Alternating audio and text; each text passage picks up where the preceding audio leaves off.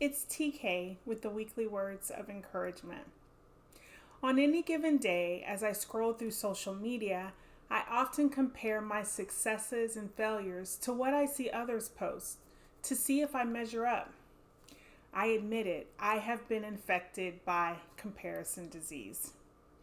Social media can be a wonderful tool for connecting with others, but these online platforms can also be a breeding ground for comparison disease, which is the unhealthy tendency to measure our self worth and personal value based on the performance or achievement of others.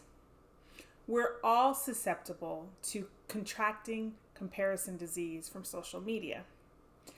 But comparison disease is not a new concept that emerged in the age of social media.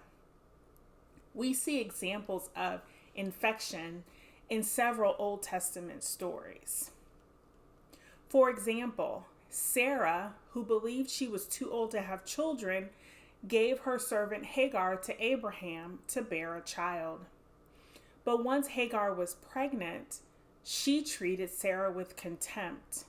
In response, Sarah treated Hagar harshly, resulting in Hagar running away. Both women were infected with comparison disease. Another example is Rachel and Leah. They were both married to Jacob, and they were also sisters. Jacob loved Rachel more than Leah. When God saw that Leah was unloved, he enabled her to have children, while Rachel remained childless.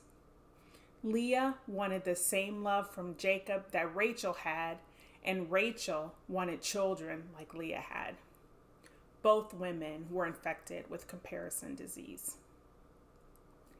The comparison disease continued with Rachel's son Joseph and Leah's sons, along with Jacob's other sons. Joseph was a bit prideful, seeing himself as better than his brothers because he was his father's favorite and because of some dreams he had. His brothers resented Joseph because they knew their father loved Joseph more than the rest of them. All of these men were infected with comparison disease. Hannah and Peninnah were both married to a man named Elkanah. Peninnah had children while Hannah was childless, and Peninnah taunted and made fun of Hannah for not having children. Hannah was loved by her husband, but she resented not having children, like Peninnah did. Both women were infected with comparison disease. There are examples in the New Testament as well. For example, Peter asked Jesus about John's destiny after Jesus told Peter about how he would die.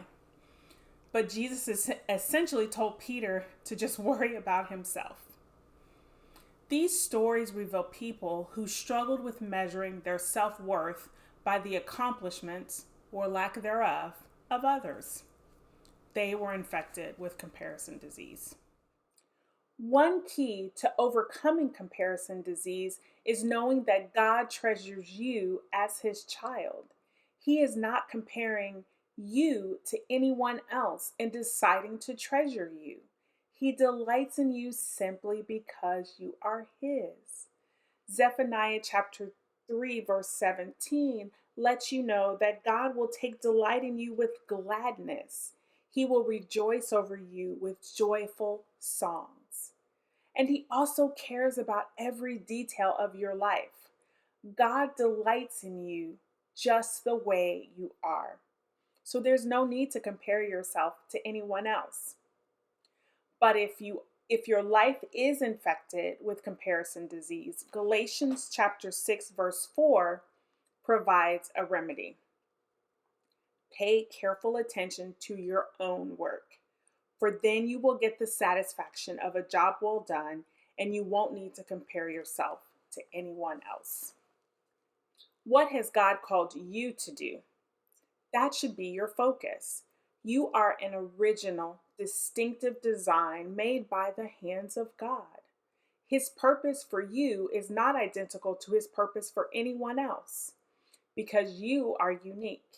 Like a snowflake or a fingerprint, The work God has called you to do is designed specifically for you. If you pay attention to your own work, then you won't need to compare yourself to anyone else. For example, the parents you see on your social media feed are not raising your children, you are. You are uniquely designed and equipped by God to raise your children.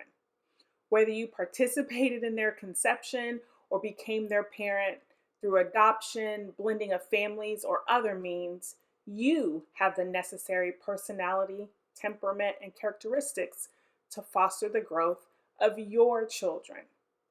Focus on being the parent God has called you to be.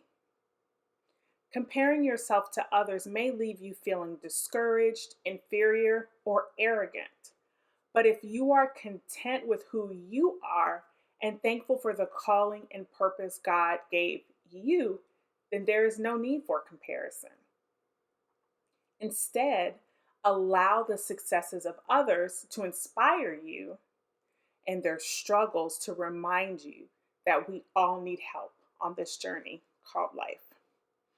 If, like me, you've been infected by comparison disease, be encouraged as we pay attention to our own work and remind ourselves that God delights in us.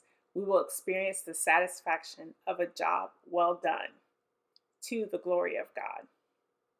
I pray you have a blessed week, and I look forward to seeing you next time. Bye.